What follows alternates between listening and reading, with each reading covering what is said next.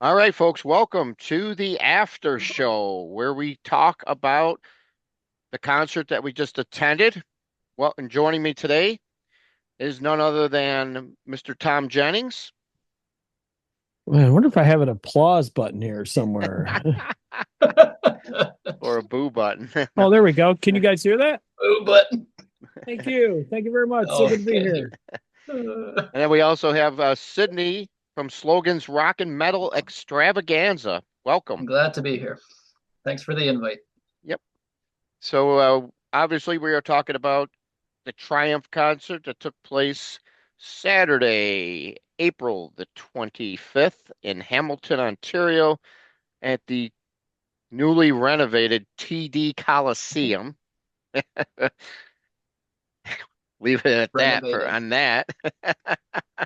All right. So we're going to gather everybody's thoughts and real quickly go over what went down and let Mr. Jennings start us off here. Got to burn a little incense, make it like a smoke-filled room because that's what we did back in the 80s, right? When first Yes. Oh, saw Triumph, first saw Triumph. Oh, first thoughts. Well, it's crazy. I kind of went there with some trepidation, and I think we probably all did because I mean, who knew what to expect? You got three guys that weren't in the classic era lineup. You got two guys, one of whom retired 5 years ago, another one who really hasn't been out performing in any regular basis for decades. Kind of went into the metalwork studio. That, of course, being Gilmore, and then Rick Emmett.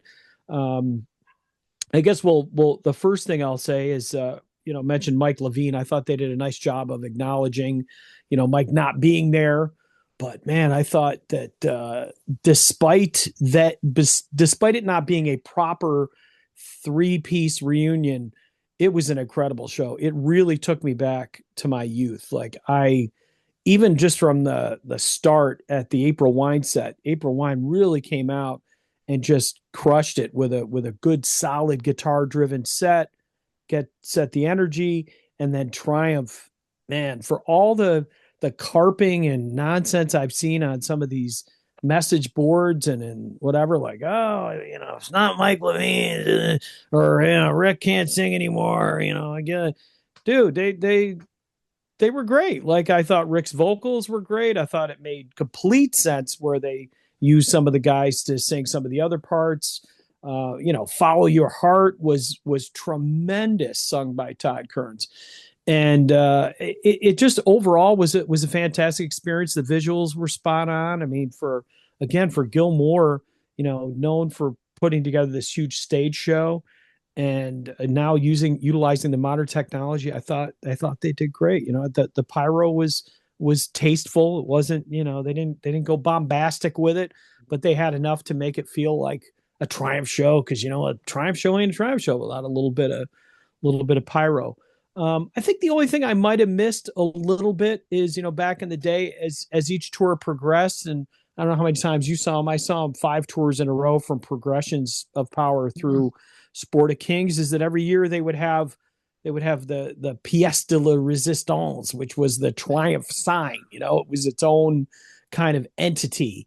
And the first one was just this sort of a bank of just regular old house lights, and it spelled out Triumph. And then at one point, like, these that came out of the ceiling, and it had brighter lights. And then, Hmm. like, for the final one, I remember the actual lighting rig came and turned, and then there was a big Triumph sign on the top of the lighting rig. So this one was done more with the LED boards and stuff, and kind of you harken back to some of the old imagery and whatnot. And I thought they did a good job of integrating into the show. But that's the only thing. That's the only minor potential criticism I would give, that they didn't have kind of a standalone, or even just bust out one of the old ones and show it for the show, just for nostalgia's sake.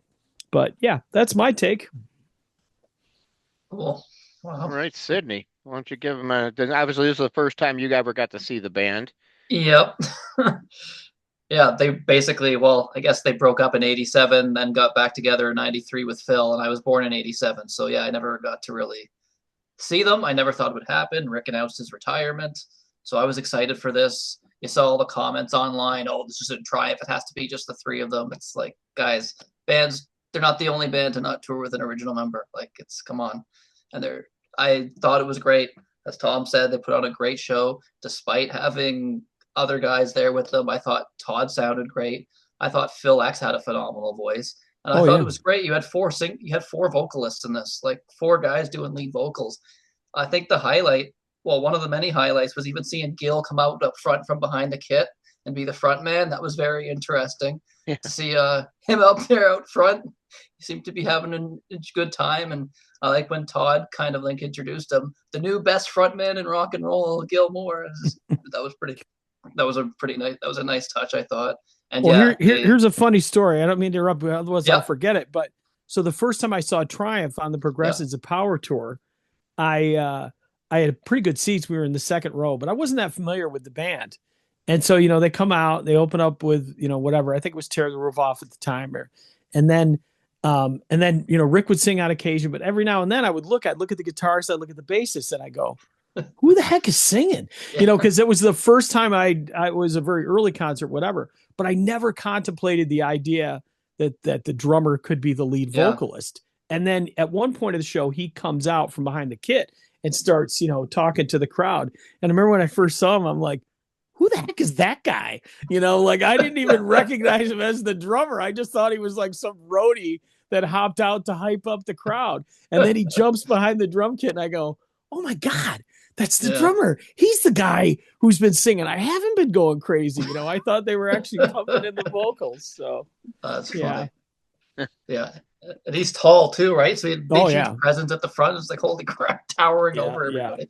But yeah, I thought honestly, they couldn't have found better members to bring with them to handle those vocals, because Todd tours with his band Took, and they do some. I think they do some Triumph songs, right? They're mostly a cover band, and they cover a lot of like classic rock. So, and he's their front man. I thought he nailed it.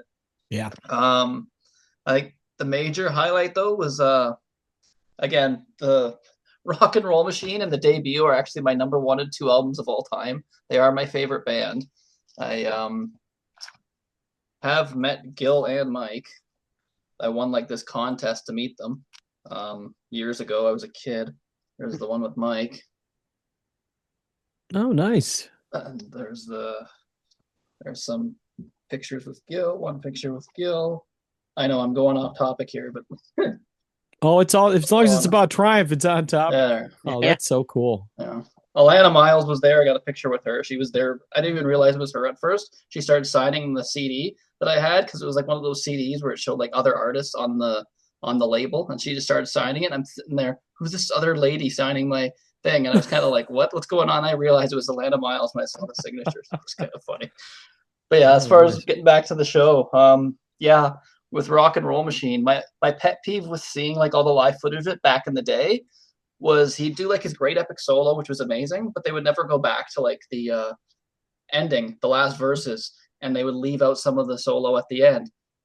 Here, I think this might be the first time where they actually played the whole song in its entirety after Rick's like extended solo, and I kind of like that how he included Suitcase Blues in there in the middle. That was kind of a nice touch to add to that. I just that blew me away. I'm like, when they started going back to the end of the song, I'm like, oh, they're doing the full song. I was like, what? Haven't seen that before. But yeah, Rick's 72 years old. Of course, he's not going to be able to hit those crazy high notes anymore. But I thought he controlled his voice very well for what he has left. So it's like it's good singers know how to control their voice as they get older. They don't try to go hitting those high notes and have their voice crack. He knew what to do with his voice given his limitations now. But I thought he sounded amazing. I thought Gil did great. He was hitting some of those screams on "I Live for the Weekend" at the end. I couldn't believe it. I was like, was he hitting these notes? But yeah, I thought all the songs were great. Really good set list. They included a lot of their albums. I kind of would have liked to see them give Phil a little bit of a bone and do something off of Edge of Excess. That kind of would have been cool. But that's maybe we'll get another tour out of this with these guys, and they'll do that. So who knows? But yeah, I thought it was phenomenal, and yeah, April Wine also killed it. They weren't out there very much, but the guy doing the Miles Goodwin part, the guy sounded like Miles. I'm listening to it, and I'm thinking this guy sounds like Miles. It's like whoever the singer is, they picked perfect replacement for him. So I thought April Wine was a good choice to, like you said, open up the show, get the place rocking.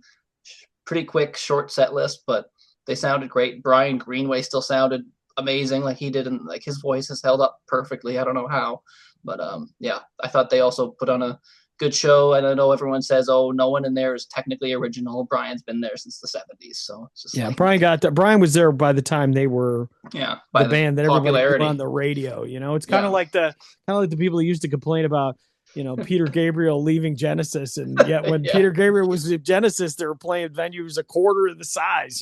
yeah, So yeah. It's like what this is like. People will go and see Foreigner, and yeah, they'll sell out stadiums, and no one is original. None of those guys even played on any of the albums, right? So it's just like, yeah, to complain about those sort of things, I think it's just a little bit kind of silly. It's like I thought it was a great show.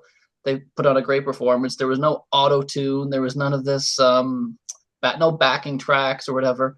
If they went out with the three of them, they would have had to use backing tracks, guaranteed, right? Like they would to hit you do those upper register notes where they can't hit anymore. They would have had to use something, right, as a three piece. I thought this gave it a fuller sound. You had two guitar players, just an overall a phenomenal show. And I hope they have another tour in them. Maybe I hope this tour does very well, so that gives them the itch to go out again and do another one. I'd go see them again because I thought they did a great job with it. So it was a dream come true because they're my favorite band. And when Rick announced his retirement, I'm like, well, I guess that's it. I guess I'm never seeing them. I'll have to have those memories of meeting Gil and Mike. But but yeah, I'm glad I got to see them. And I thought it was a phenomenal show.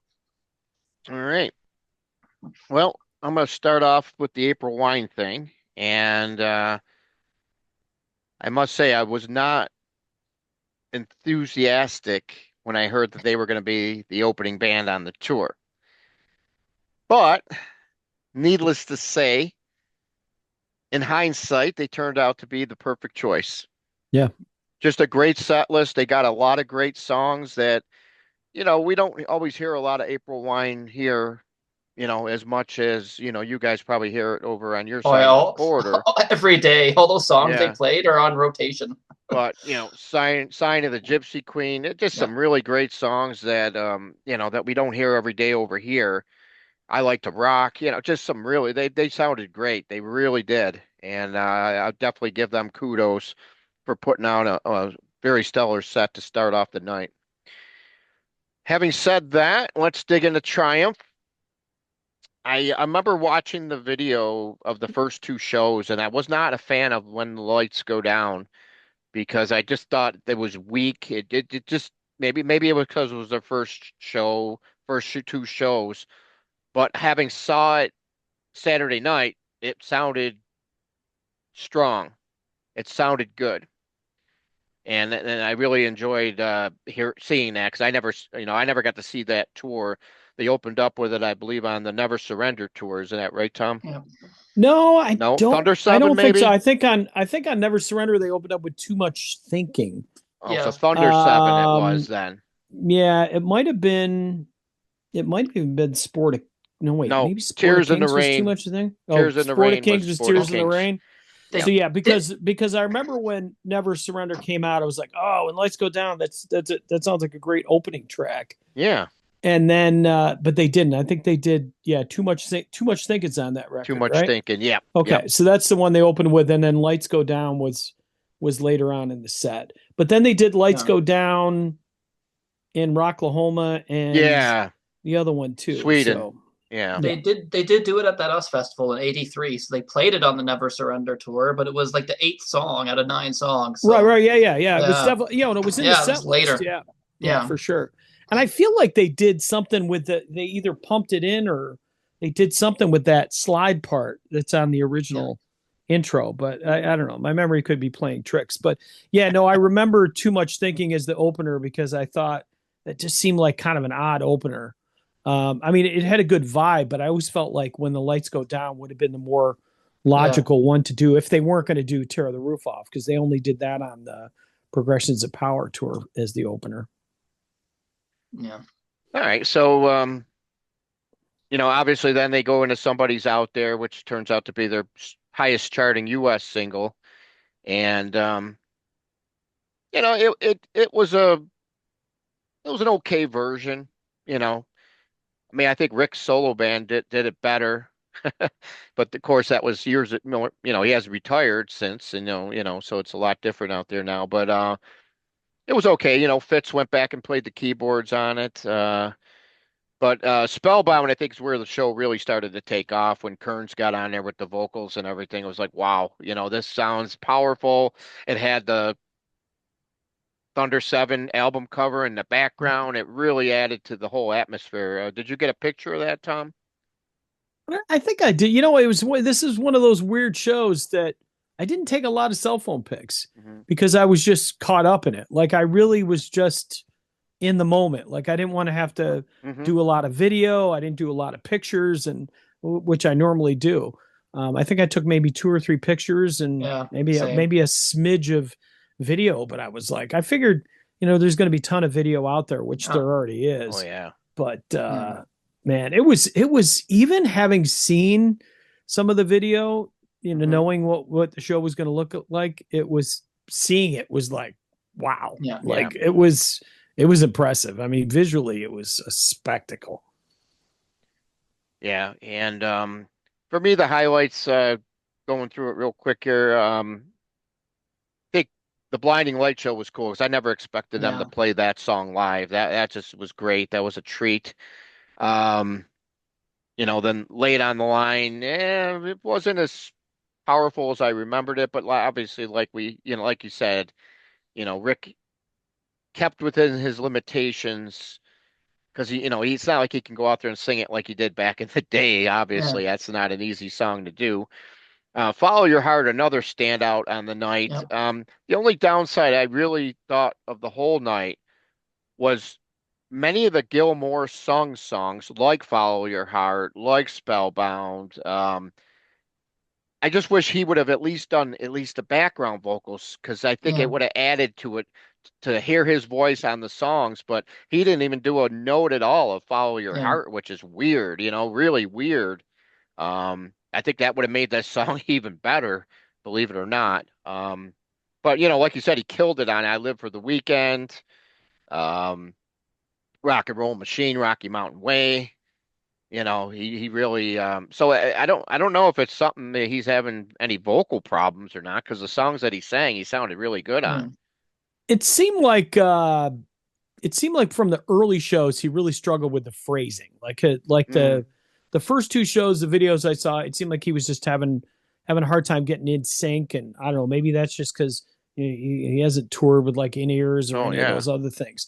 But I thought his phrasing was great. It was really spot on in terms of the show in Hamilton. But if you look at some of the interviews that the guys did, especially Rick said, they wanted the other guys to feel invested and more Yeah. like part of the band. And I think in letting them sing a couple, three songs, Right. it made it more of a full band experience in Right. terms of the dynamic.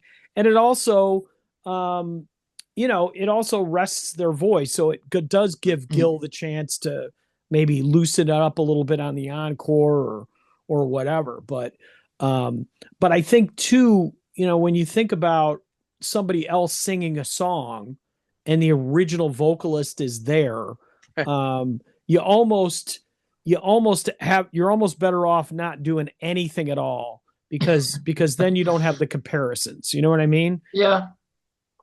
But I don't know. I thought Todd. I mean, I thought follow your heart and Spellbound. I thought he Yeah. crushed it. Like, Yeah. I mean, they were as good as the studio albums. And remember back in the day, when it was just the three piece before they bought Santers on for Mhm. the last tour, and then I think they did some shows with Surveillance. Their sound was limited. I mean, they didn't really have the Yeah. technology to pump in a bunch of stuff. I mean, the show was about the light show. Yeah. And in fact, I just did for my radio show today, the Cleveland show from 1981, and you can kind of hear, Rick is screaming his vocals, and more so than singing, but he's still got that high register. But the sound was more kind of like a garage band. It was so much raw. It was just pure Mhm. power trio, almost like All the World's a Stage era Rush. This show was definitely more like by the time they got to Sport of Kings, and it was more polished, the flow and the quality was really important to them. And I think in having, Phil sing Allied Forces and a couple of the other Gill songs and Yeah. helping out on Laying on the Line, it had more to do with kind of their standards and expectations and the expectations of audiences today. They tend to be very unforgiving. They Yeah. really do. So if you can sing I Live for the Weekend and When the Lights Go Down and Rocky Mountain Way, Rock and Roll Machine, and give quality versions, and Rick killing on Blinding Light Show, and some of the other ones that may not be as vocally taxing, it's still overall going to be a better experience. And Magic Power, I mean, Yeah. the crowd sang Right. it with him. I think that's what that took a lot of pressure off Rick too. I mean, it's one of those songs where you kind of just got to start it and take 8 steps back from the mic and let the crowd take over the high parts, and they will. Yep. So overall, you giving it all thumbs up? Yep. I enjoyed every moment, pun intended. Same, yeah. Yeah. Yeah. I mean, like Tom was saying, it's just amazing that we never thought a day like this was going to come. Once Rick announced his retirement, the band hasn't really been doing anything over the last 20 years. You know, Yeah. they did that show at the Metalworks. What was it, like a Yeah. three song Yeah. segment or something a couple of years Yeah. back? And that was like a Right. surprise too. Right. Yeah. Yeah. Yeah. Yeah. It was just definitely good to see. It's kind of like now at Yeah. least they finally get to kind of go out on their own terms. Right. Because nobody ever would have Yeah. thought that Kingswood Music Theater show on the Surveillance tour, which was a very short tour, no one would have ever imagined at that time that was going to be the final Triumph concert, with Rick Emmett, Yeah. and then they did do a very short tour for Edge of Success, but Yeah. but this was great to see, and they're Yeah. still going to be out on the road probably, I think, for the next a little over a month still going forward. Yeah. So if you guys get a chance to catch a show, you want to do it because, this is probably Yeah. going to be more than likely probably going to be one of the last few times you might get to see them if they come anywhere Yeah. within driving distance of your neck of the woods. Yeah. Yeah. All right. No, I will Any, definitely go see them again if they do have another tour of them. We'll see. But yeah. all right. Very good. Anybody else got anything last second thoughts to add here before we go? Uh, Any self promotion for your channels? Anything else that you care to add at all? I got an interview with Brian Greenway that I did yesterday. So there you speaking of go. Brian Greenway, so Nice. that should post within the next week or two. And Cool. but yeah, I will. I said, great show. My dream opener, though, I will say, would have been Never Say Never. And again, the slight Okay. disappointment is that they didn't do anything from Surveillance. Now, I did get to see Rick Solo do Carry on the Flame, and I thought that was great. But I a lot of those songs on Surveillance, which I really loved, I just never had a chance to experience them live. And like I said, on the Yeah. edge of excess, it would have been kind of cool if they did. I like the 24 hours a day intro because I'd never seen him sing Yeah. any of that before, even in solo shows. But it would have been cool if they did kind of like 38 Special does, and they do that medley like in the middle of their song, in the middle of their show, just to bang out like Yeah. choruses of 5 or 6 songs. I think that would be something that would be cool if they could integrate Yeah. that. But other than that, I mean, I don't know. You can't. I said the quality of the show is just mind-bogglingly good. Just Yeah. 10 out of 10. All And right. you figured go back to if you were to go back to '93, if someone told you back then one day Phil and Rick will be playing these songs together on stage, you would have laughed. You would have been like, "Yeah, okay, that ain't happening." To see them together, playing together, and like getting along Yeah. and putting aside their egos, like no egos there, just I thought was incredible. Like, Well, I think for me, seeing Rick and Joey's probably the same situation, maybe you as well. I mean, I've seen Rick, 10 times more than I ever saw Triumph. okay, I've probably seen Rick 60 times. And I don't think wow, I'm not exaggerating. I mean, wow, there were years where he was playing 4 or 5 gigs in the region. It yeah, was just easy to catch him. They were either, low price tickets or free shows. I mean, I saw this guy in a parking lot. I saw wow, him at a restaurant party house with 300 people. I saw him, outdoor shows in front of Hmm. 8,000 people and everything in between. But there was a tension there between him and Gil for a lot of years, Yeah. and that kind of, he sort of tried to get behind, put that Triumph stuff a little bit behind him. Like he wanted to be Yeah. Rick Emmett singing Triumph songs, not Rick Emmett in Triumph. And to Yeah. see Rick Emmett as a member of Triumph Yeah. was a very unique experience. He became that rocker, that guitar hero, and Yeah. it was just cool to see him. I think the moment that I really enjoyed watching him was during Follow Your Heart, Yeah. because that's a song he didn't play when he was out solo. And to see him just kind of really getting into it, and some Yeah. of the heavy rockers, it was like, oh wow. Yeah, he's embracing this stuff again, isn't he? He's loving it. Yeah.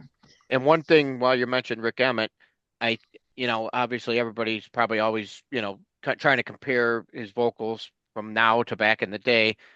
But I must say, I mean, and I'm sure you'll agree, the Yeah. one best part of the whole show was seeing Rick up there performing his guitar parts. Amazing. He sounded Yeah. simply Yep. amazing. Yeah. Yeah. You close your eyes, you'd think that was like some 20-year-old hotshot guitar player. You wouldn't think it's like a 72-year-old man doing that. It's just like, what? Yeah, he's phenomenal. He hasn't lost a step guitar wise. Like he's just phenomenal. Exactly.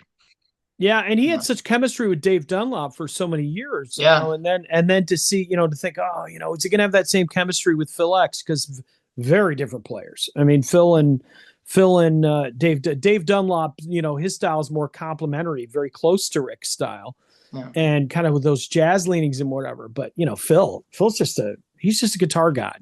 He's a and to watch those two styles meld together so seamlessly Yeah. was great. And those guys knew how to work the stage too. Just the Yeah. way, just where they were at any given point, the interactions between the three guys on stage, it was a masterclass in Yeah. arena rock. Yeah. And that was only the fifth show of the tour, too. They're probably gonna get better with more shows under their belt. Yeah. And just yeah. Well, you could tell Fitz Kearns and Phil X are road dogs. You know what I mean? Those Yeah. those are guys that you could tell, Oh yeah. they're at the prime of their live prowess. I know Phil's 60, Oh but yeah. he's still, this guy who's been with Bon Jovi for a while, and the other guys with Slash. I mean, you could just tell, Yeah. like this is Yeah. what they do. Yeah. Yeah. They didn't just find random guys off the street and bring them on stage and say, No. "Hey, fill in for us." No, they made it like a Right. band effort, right? They Oh yeah. made them feel welcome and not just be like hired guns and like they're actually feel like they're in Triumph now in a way. Yeah, Right. they picked the right guys, no doubt. And Yeah. Kearns was really appreciative of how Gil, when he was talking about uh, Kearns, and they mentioned Mike, Triumph loves you and all that. That was us. That was just awesome. Yeah. Yeah. Yeah. I missed that though. Yeah. Triumph I loves you. yeah. Good night. I wish they would have had like a recording at the end for it. That would Yeah. have been killer. Yeah. Yeah. Yeah. Yeah. We miss you, But Mike, if you see this.